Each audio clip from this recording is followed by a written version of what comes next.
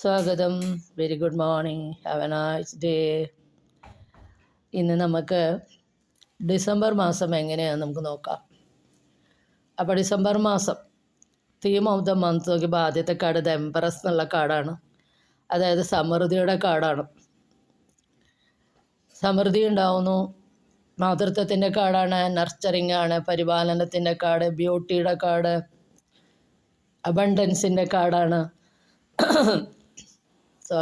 പിന്നെ നേച്ചറായിട്ട് കണക്ട് ചെയ്തിട്ടുള്ള കാർഡാണ്. സ്ത്രീകളാണെങ്കിൽ ഒരു പ്രഗ്നൻസിയുടെ കാർഡും കൂടിയാണ് അത്.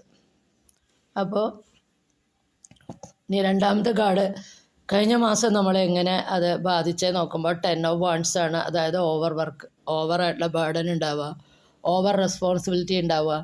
അപ്പോൾ ബിവെയർ ഓഫ് ഓവർ വർക്ക്, അതായത് ഓവർ വർക്കിനെ ഒന്ന് ശ്രദ്ധിക്കുക.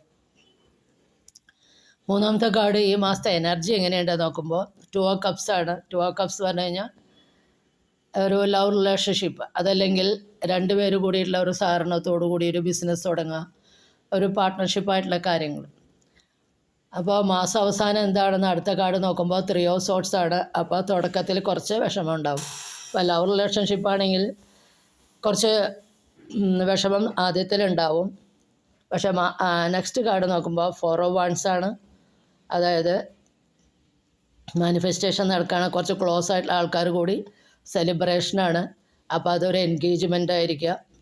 അപ്പോൾ എൻഗേജ്മെൻറ്റ് സെലിബ്രേറ്റ് ചെയ്യുകയാണ്, ആഘോഷം നടക്കുകയാണ്, റിലാക്സ് ചെയ്ത് ആഘോഷിക്കുക.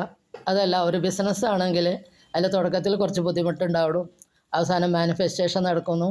അത് അടുത്തുള്ള ആൾക്കാരായിട്ട് സെലിബ്രേറ്റ് ചെയ്യണം, റിലാക്സ് ചെയ്യണം. അതാണ് ഈ ടാരോയുടെ ഈ മാസത്തെ ഗൈഡൻസ്. ഇത് നിങ്ങൾക്ക് റെസനേറ്റ് ചെയ്താൽ please do subscribe, like and share. Thank you.